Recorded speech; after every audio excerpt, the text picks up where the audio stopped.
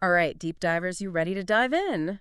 Today we're tackling a topic, it's a big one. It sparked, countless debates, late night talks, probably even a few arguments, maybe even therapy sessions. Oh, yeah, definitely. We're talking about infidelity. But don't worry, we're not giving out relationship advice today. No, not today. Instead, we're going deep on this listener question that's short, but really gets you thinking. They ask, is infidelity a trap of monogamy or a conditioning? So, is cheating like a bug in the system of monogamy, or is it something we're kind of programmed to do? What do you think? Well, I think what's really interesting here is this word trap, right? It's like monogamy itself is the problem, Yeah. that it's somehow going against our nature. Right. Yep. Like, it's not me, it's the monogamy. But is there any truth to that? Well, there's some interesting stuff from evolutionary biology. Some research suggests that even though we can form those really strong bonds with one person, we've also evolved to look for multiple partners Just spice things up. to make sure there's enough genetic diversity. So, like a holdover from our caveman days. Still running the show. Maybe, but it's definitely not that simple.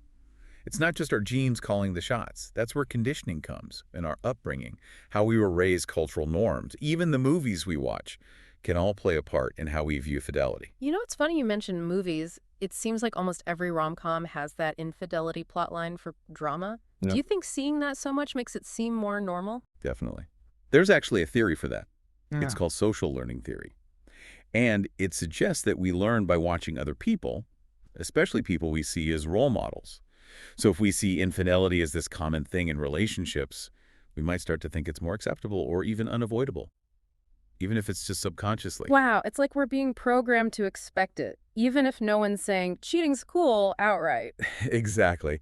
And then you've got personal experiences too, right? Someone who grew up seeing infidelity firsthand is going to have a different perspective than someone who's only seen it on a screen. So it's this mix of nature and nurture biology and our environment. It's all tangled up. Exactly. It's not one or the other.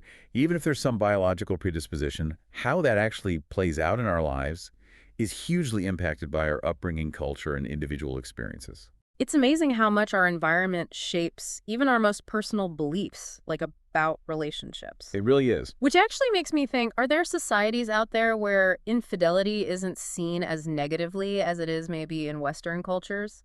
Oh, absolutely.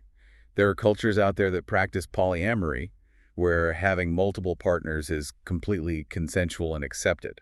So this whole concept of infidelity, as we understand it at least, might not even be a thing in those contexts. That's a really good point. It really highlights how much our cultural background shapes how we view not just relationships, but also infidelity. What's considered a betrayal in one place might be totally normal in another. Exactly.